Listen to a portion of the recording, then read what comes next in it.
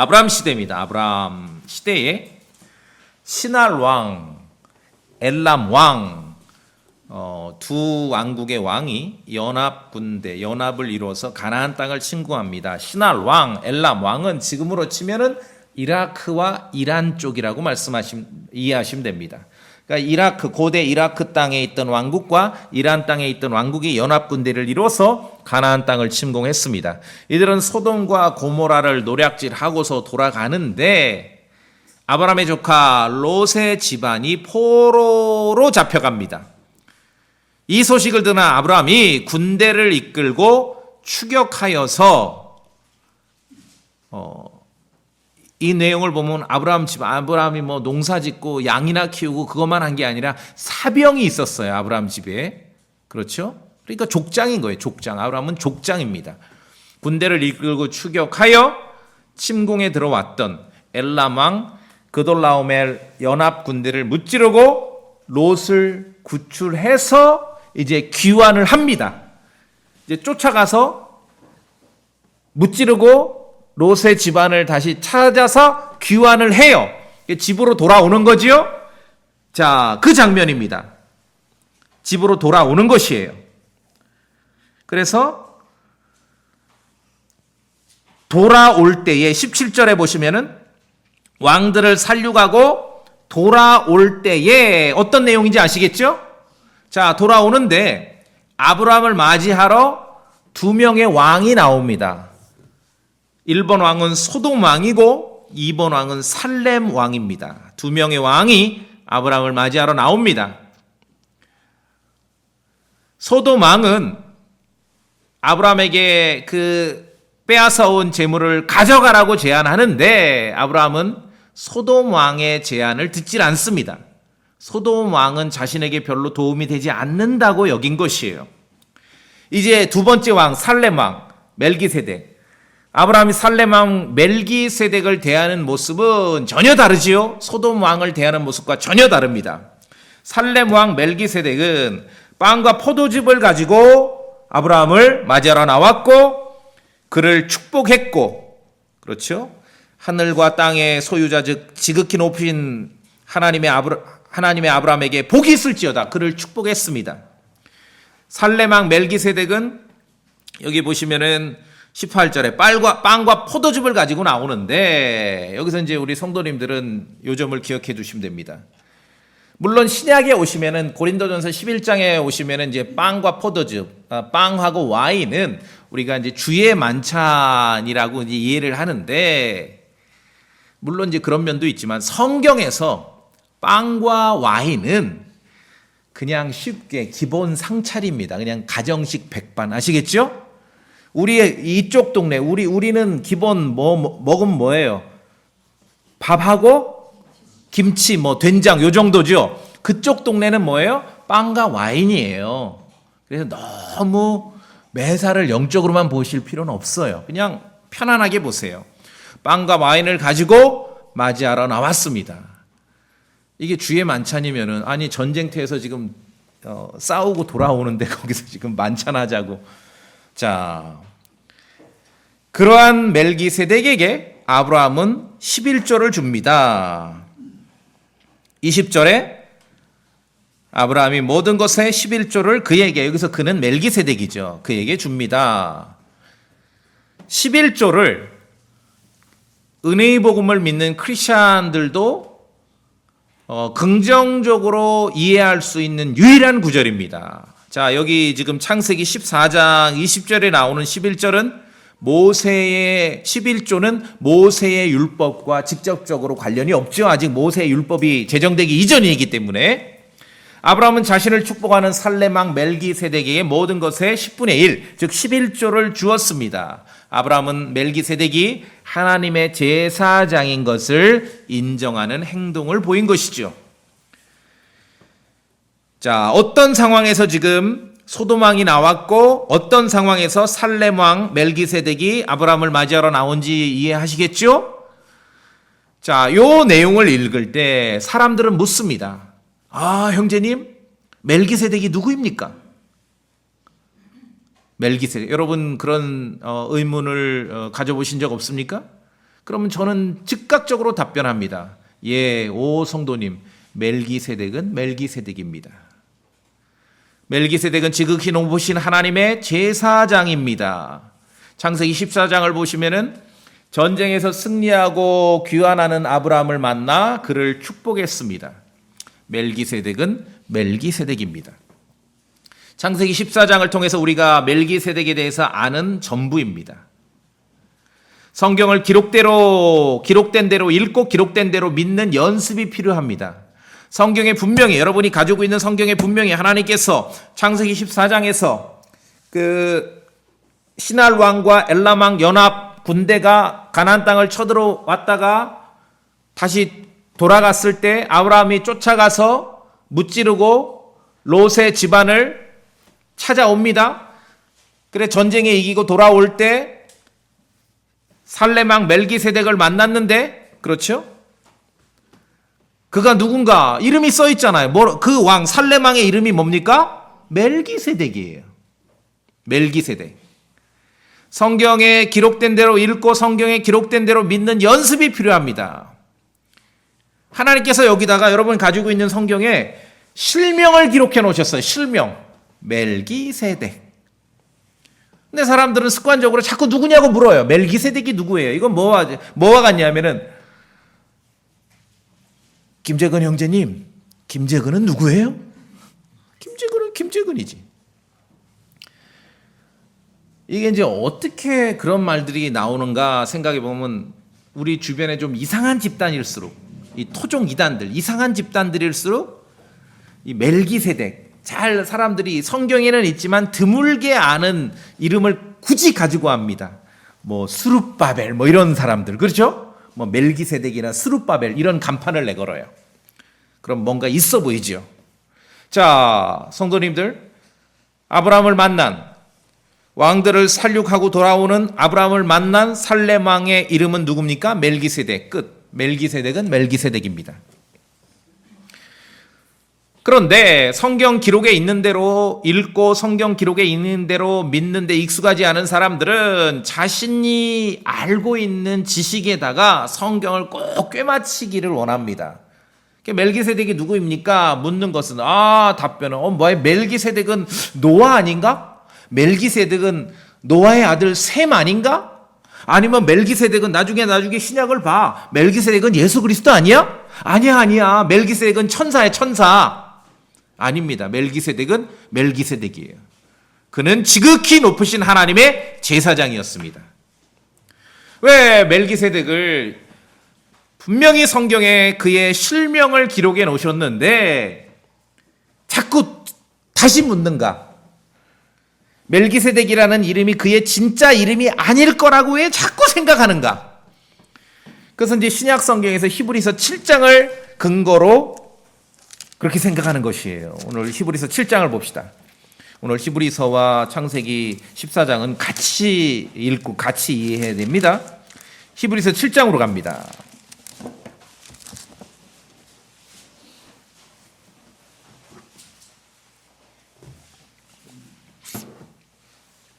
(7장 1절에) 제가 먼저 봅니다. 이 멜기세덱은, 이 멜기세덱이 나오는 거는 6장 20절에 앞서 달려가신 분 곧 예수님께서 멜기세덱의 계통에 따라 영원히 대제사장이 되사 우리를 위해 거기로 들어가셨느니라, 이렇게 기록이 나오지요.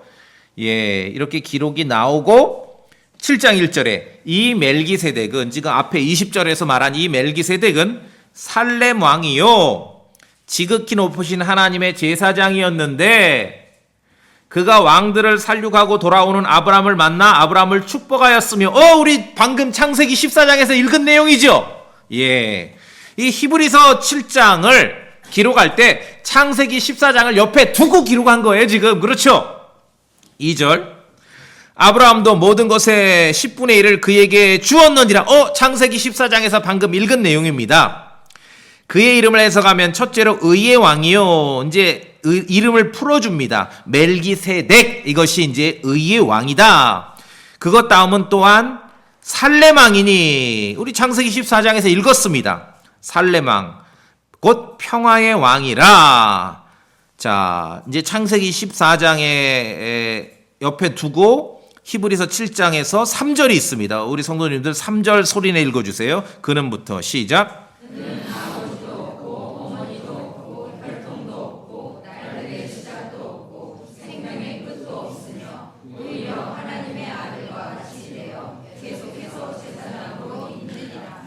이런 구절을 소위 난해 구절 이렇게 이제 얘기를 해요. 아버지도 없고 어머니도 없고 혈통도 없고 날들의 시작도 없고 생명의 끝도 없고 와, 사람이 아니구나. 그렇죠? 사람이 아니구나. 그렇게 생각해요. 그런데 천만의 말씀. 그 아래 4절 보세요. 이제 이 사람이 얼마나 위대했는가 깊이 생각해 보라. 사람이에요, 아니에요? 사람이에요. 성경에서 사람이라고 기록합니다.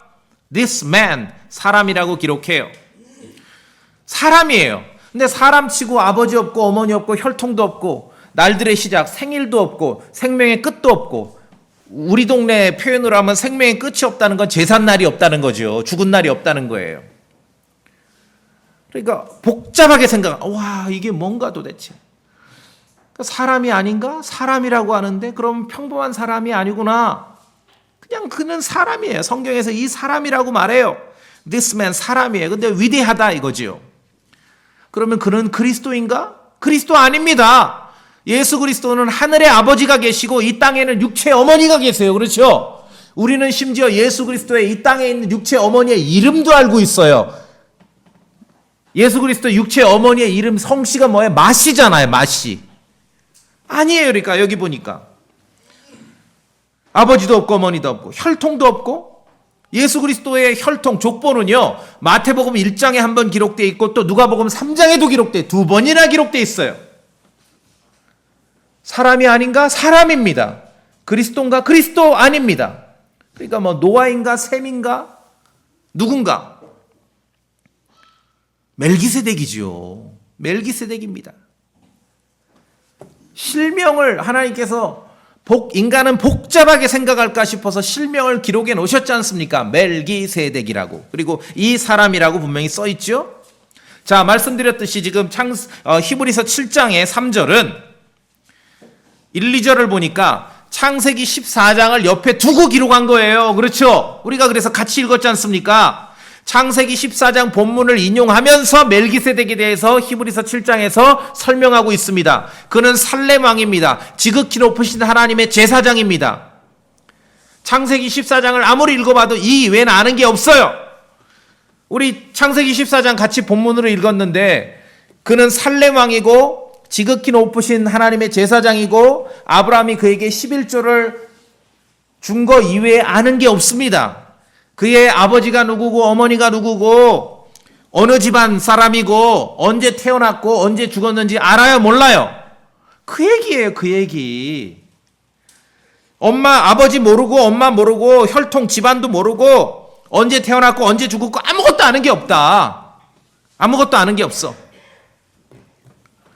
아무리 성경을 뒤져봐도 멜기세덱의 부모에 대한 집안에 대한 정보는 없습니다. 그의 족보도 기록되지 않았습니다. 생일도 모르고요. 사망한 날도 모릅니다. 오직 하나님의 아들과 같이 되어 계속해서 제사장으로 있다라고 기록합니다. 하나님의 아들이 멜기세덱처럼 된 것이 아니라 멜기세덱이 하나님과 아들처럼 된 거예요. 그러니까 사람들이 혹시 그리스도 아니요? 아니요. 멜기세덱이라니까요. 멜기세덱에 대해서 아는 것은 오직 지극히 높으신 하나님의 제사장이라는 사실이에요.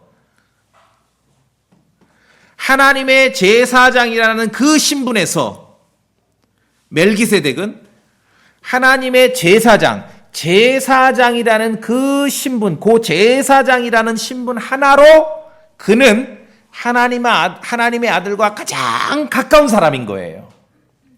다른 면을 보면 안 되고 제사장이라는 그 직분 하나로 하나님의 아들 예수 그리스도와 가장 가까이 보이는 사람인 거예요. 이해되십니까?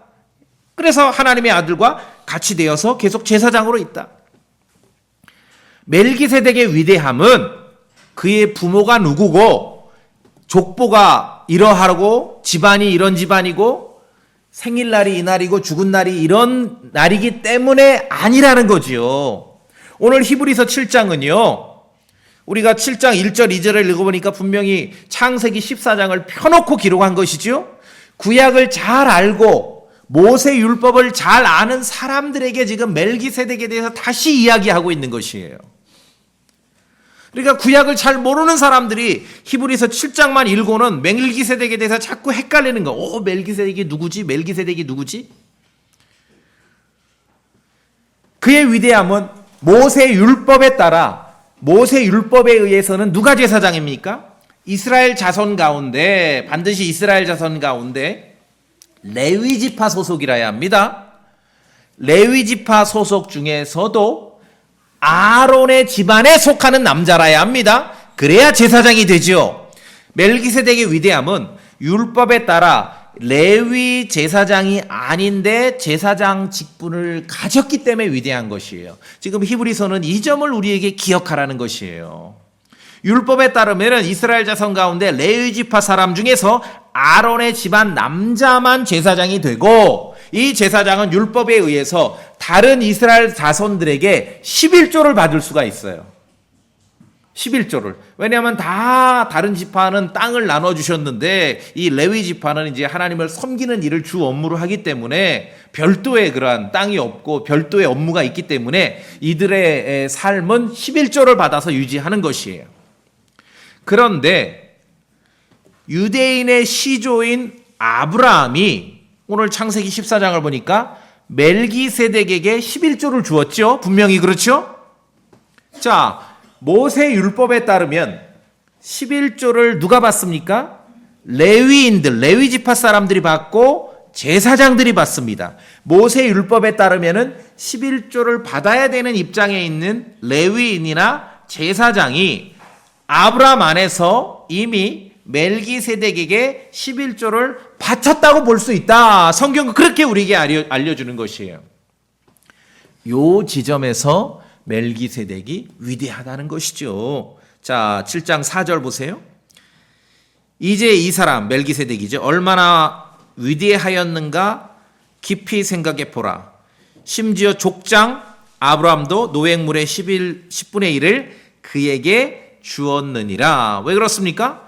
율법에 의하면은 레위 지파나 제사장이 11조를 받는 입장인데 오히려 주었죠. 아브라함도 멜기세덱에게. 그가 하나님의 제사장인 걸 인정을 한 것이에요. 자, 우리가 이제 관련 구절을 몇 구절 보겠습니다. 민수기 18장.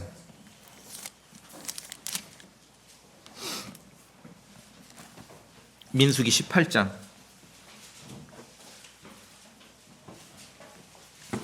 민수기 18장 26절.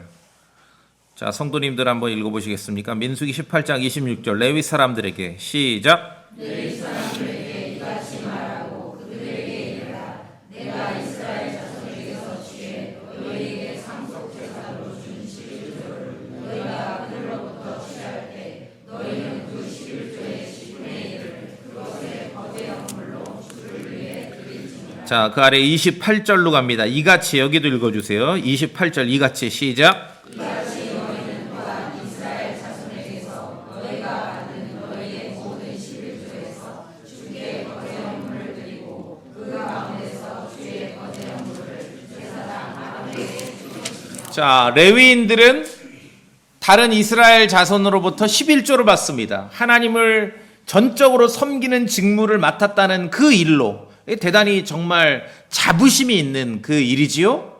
자부심이 있는 일이에요. 구약의 율법하에 11조를 받는다는 건 자부심이 있는 거예요. 레위인들은.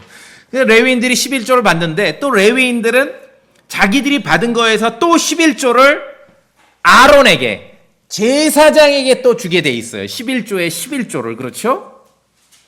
그러니까 이게 뭐 11조를 내라 마라 단지 성경에서 뭐 11조 잘 내야 뭐 복 받는다 그 정도가 아니라 이 전체 유대인의 이스라엘의 역사를 보자면은 이 11조는 대단히 중요한 그러한 역할을 하는 것이에요.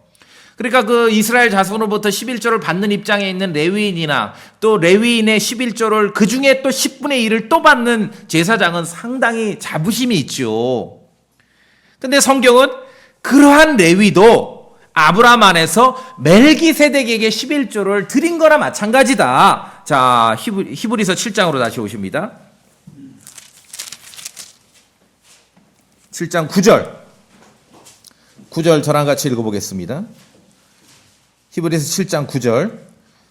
또 시작. 또 11조를 받는 레위도 아브라함 안에서 11조를 바쳤다고 그렇게 내가 말할 수 있나니. 그렇죠.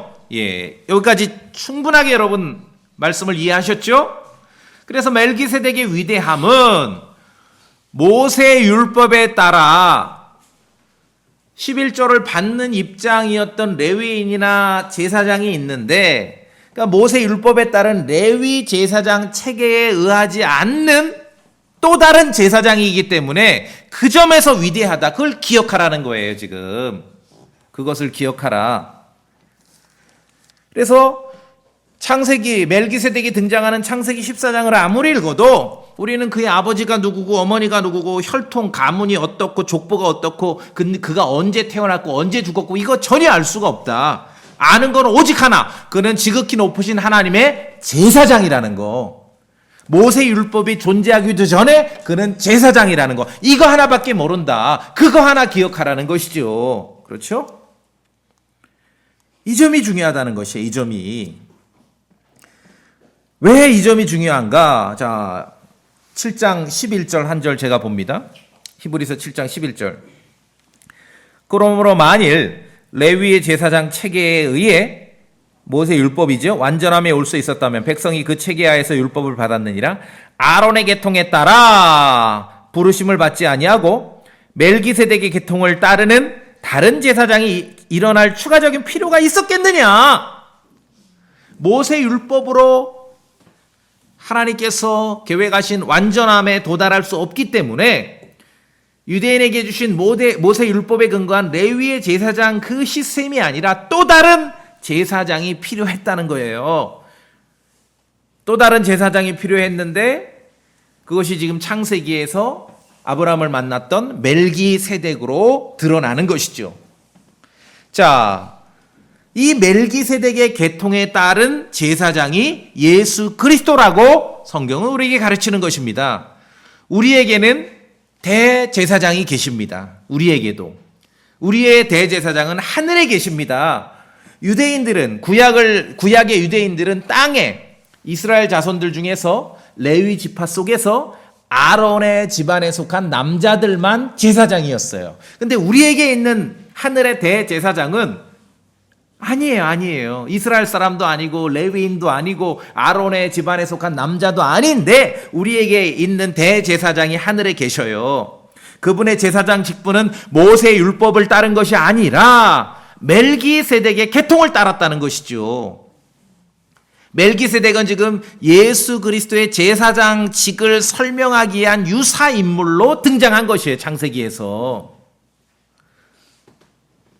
멜기세덱의 계통을 따랐다는 말은 그 의미는 뭐냐 하면은 율법에 따르면은 제사장 직분은 오늘 대제사장이 죽으면 그 순번이 그 아들 다음으로 넘어갑니다. 이게 이제 계통을 따르는 거예요. 아론의 계통을 따르는 거죠. 그런데 모세 율법의 제사장이라면은 예를 들어 멜기세덱이 모세 율법의 제사장이라면 멜기세덱 다음은 멜기세덱 아들이 제사장을 맡는 게 맞거든요. 그렇지 않다는 거지요. 그렇지 않아요. 그냥 멜기세덱만 제사장이고 그 아들이 제사장을 이어받았다는 건 없어요. 그런 말은 기록되지를 않았습니다. 그래서 그의 집안, 계통도 성경에선 기록되지 않았습니다. 멜기세덱의 제사장직은 오직 예수 그리스도로만 이어진다는 것이에요. 멜기세덱의 계통을 따른 제사장 직무는 예수 그리스도에게로만 이어진다는 거예요. 율법과 무관한 제사장 멜기세덱이 여기서 중요한 이유가 그렇습니다. 자, 히브리서 7장 계속 봅시다.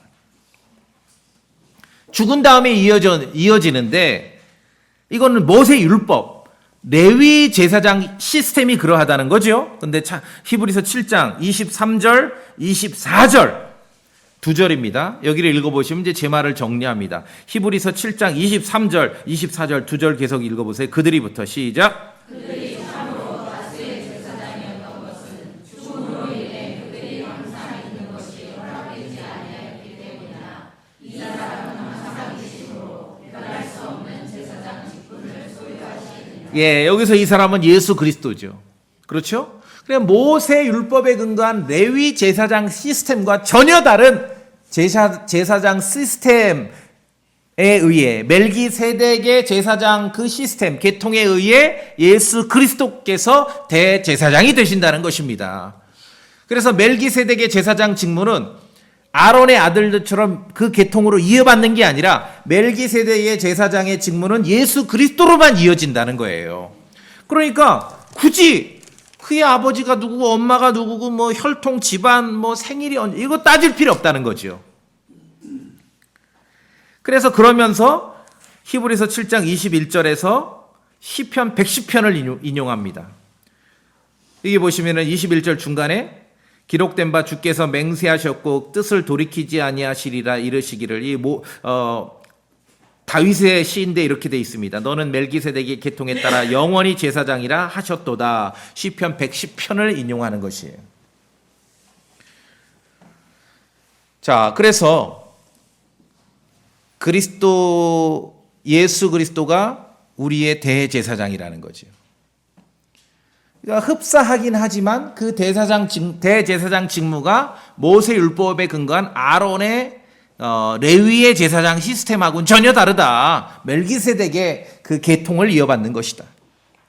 그래서 만약에 이 시대에 어떤 종교인이 어떤 종교 지도자가 어떤 목사가 스스로 뭐 제사장이다 뭐 자기가 아니면 제사장을 줄여서 사제라 그러는 거거든요. 제사장이 뭐냐면은 인간과 하나님 신 사이를 중재하는 사람이 제사장이지 않습니까? 그 스스로 제사장이고 사제라고 주장한다면은 그래서 하나님과 인간 사이를 중재하려는 역할을 자기가 한다라고 만약에 누가 주장한다면 이것은 예수 그리스도의 자리를 강탈하려는 거죠. 이게 신성모독입니다. 말도 안 되는 거예요. 흉내도 내면 안 되죠. 제사장이나 사제에 대해서.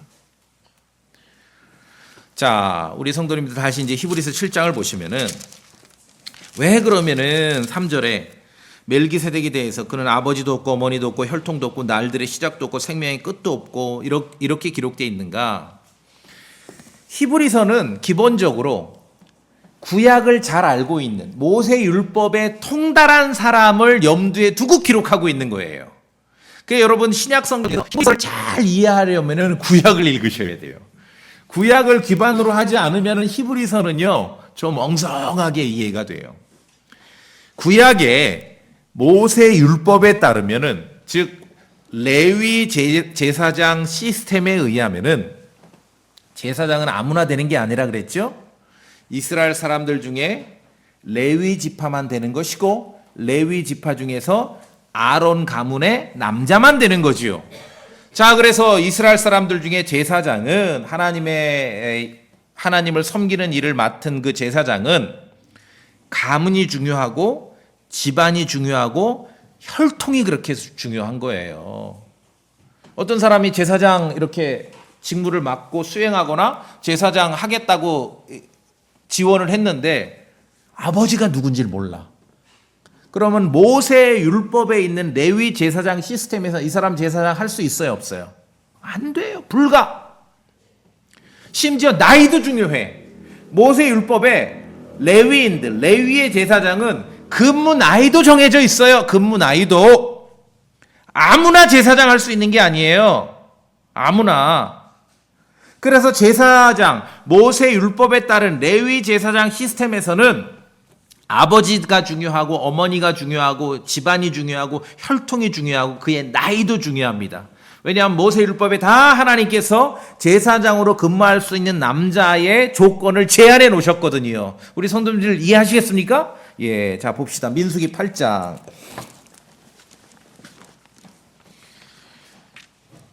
제가 히브리서를 설교하면은 구약을 많이 찾아요. 그럴 수밖에 없는 게 히브리서는 구약 성경, 특히 모세 율법을 잘 알고 있는 사람들을 전제로 해서 기록되어 있거든요. 히브리서 8장입니다.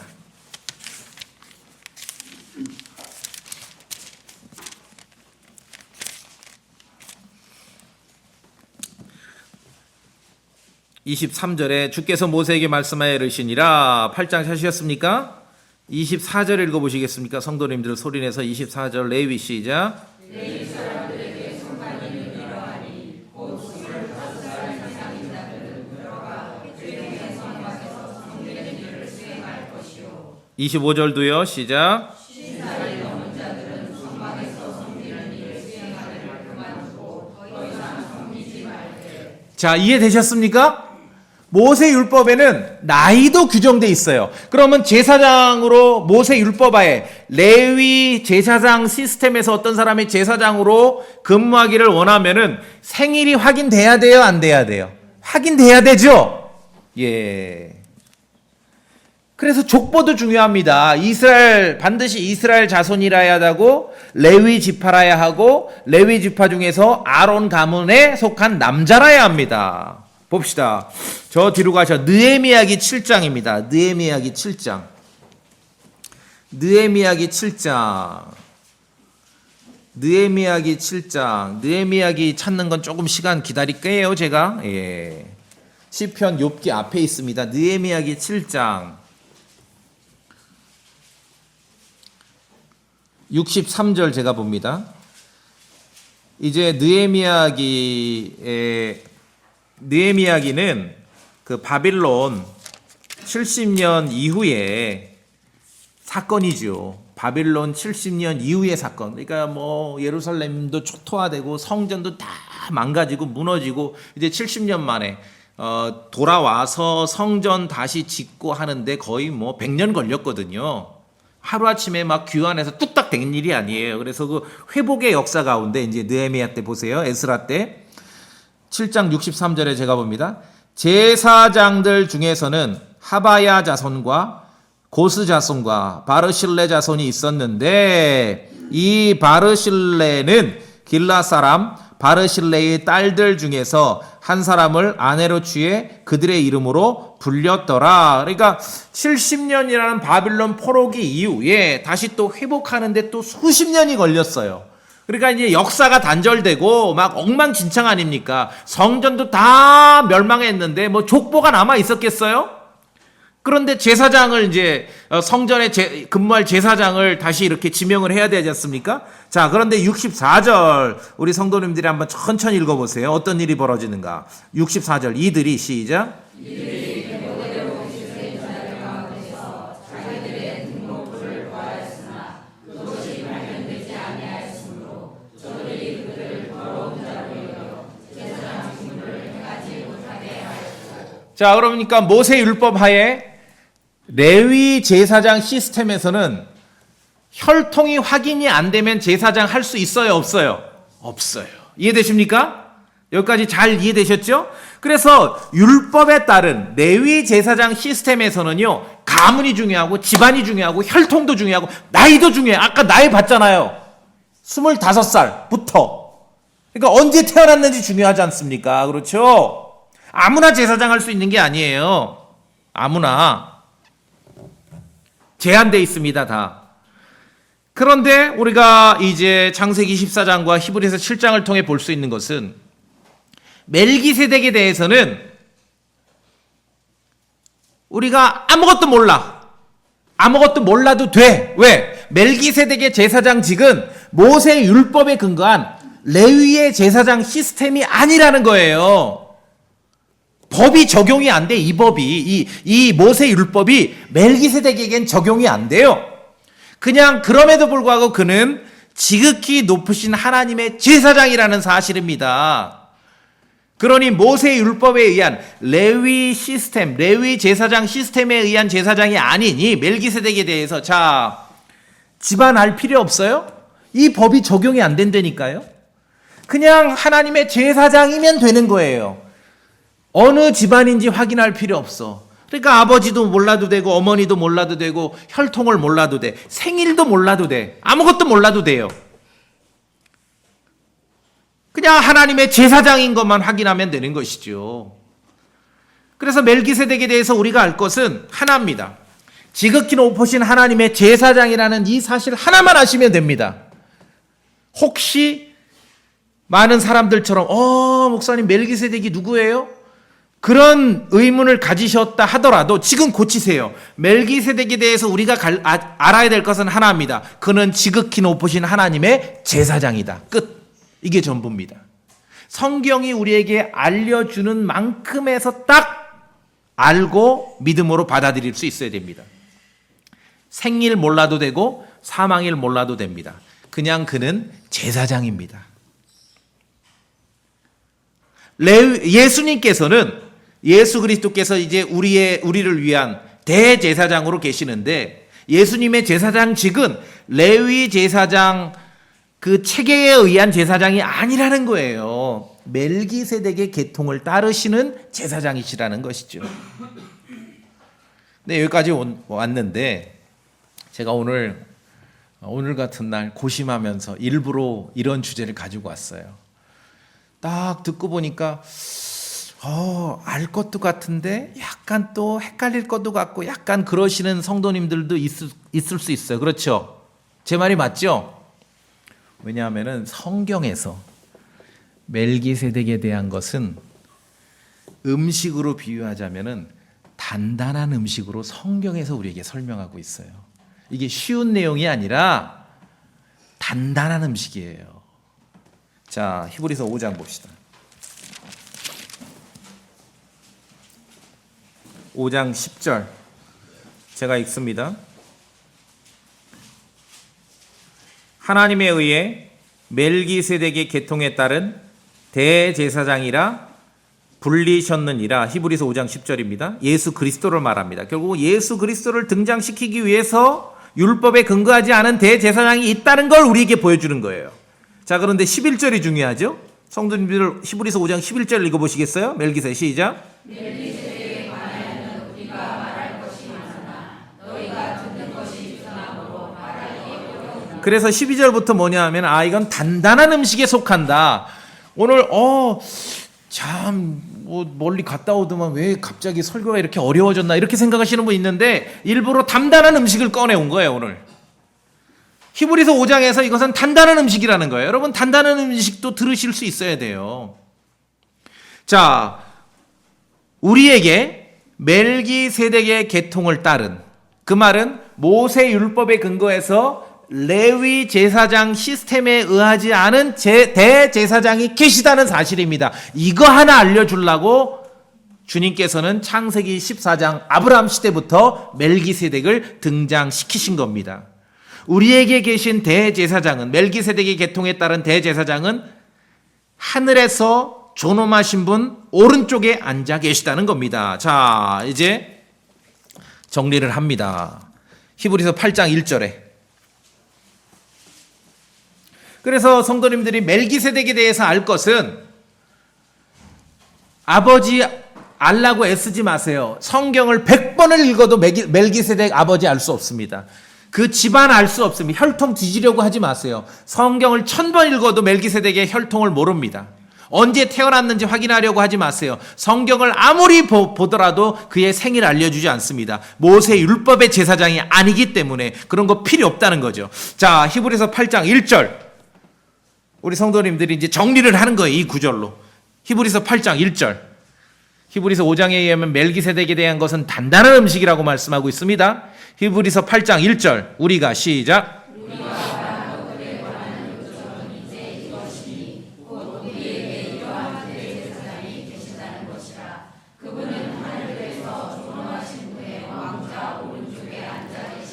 모세 율법, 레위 제사장 시스템에 근거하지 않은 멜기세덱의 계통에 따른 대제사장이 우리에게 있다. 그 얘기하려고 지금 멜기세덱을 출현시킨 겁니다.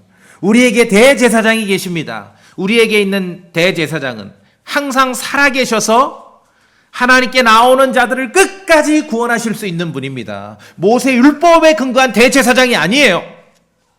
그러니까 자꾸 무슨 흉내도 내지 말아야죠. 어디서 본 건 있어가지고 자기가 사제라는 게 뭡니까? 인간들과 하나님, 신을 중간에 연결하는 사람 아닙니까? 이건 말도 안 돼요. 그거는 예수 그리스도밖에 하실 수 없는 것이에요.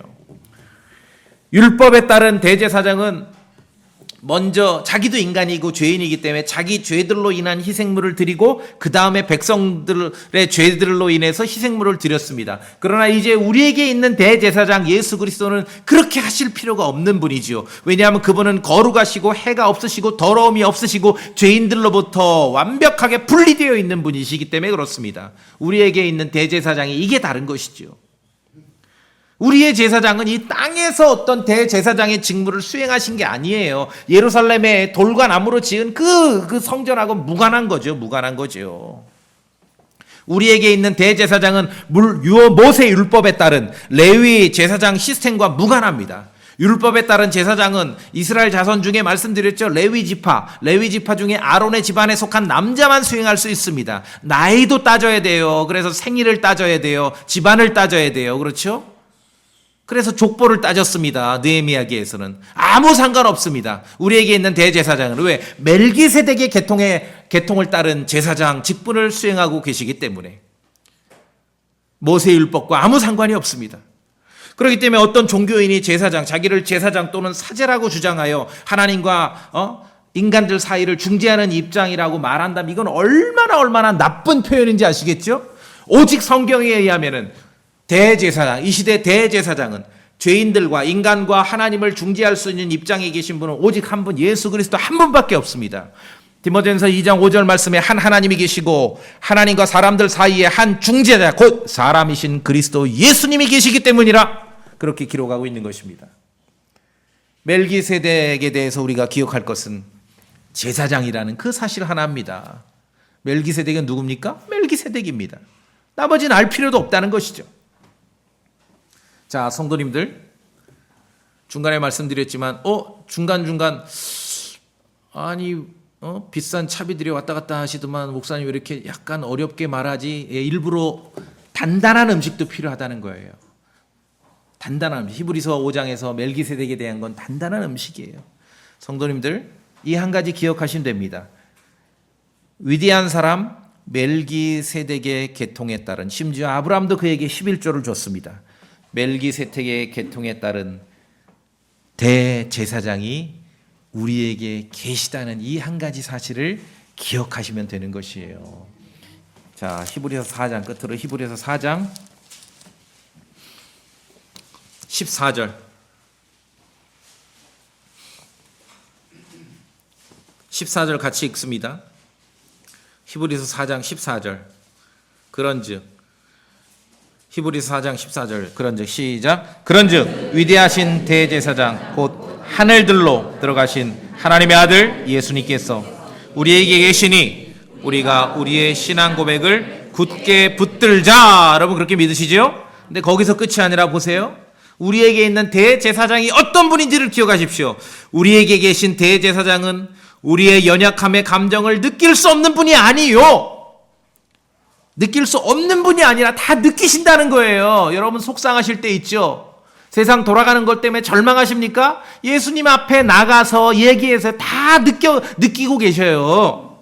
모든 점에서 우리와 똑같이 시험을 받으셨으나 죄는 없으신 분이시니라. 16절 같이 읽습니다. 시작. 그러므로 우리가 긍휼을 얻고 필요한 때에 도우시는 은혜를 얻기 위해 은혜의 왕자로 담대히 갈 것이니라. 우리의 대제사장을 우리에게 보여주시기 위해서 그 수천 년 전에 아브라함 시대에 멜기세덱을 등장시킨 것이에요. 우리를 위해서. 은혜의 복음을 믿는 교회를 위해서. 정말 예수 그리스도를 믿고 신앙생활한다는 것이 얼마나 영광스러운 일인지 아시겠습니까? 예, 한 구절 더 보겠습니다. 히브리서 9장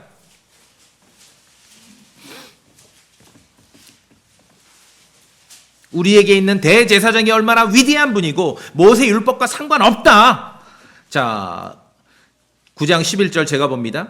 그러나 그리스도께서는 다가올 좋은 일들의 대제사장으로 오시되 보이시죠? 손으로 만들지 아니한 성막 곧 이 건물에 속하지 아니한 더 크고 더 완전한 성막을 통해 오셔서 유대인들이 손으로 지은 그 성전 성막하고 아무 상관이 없습니다.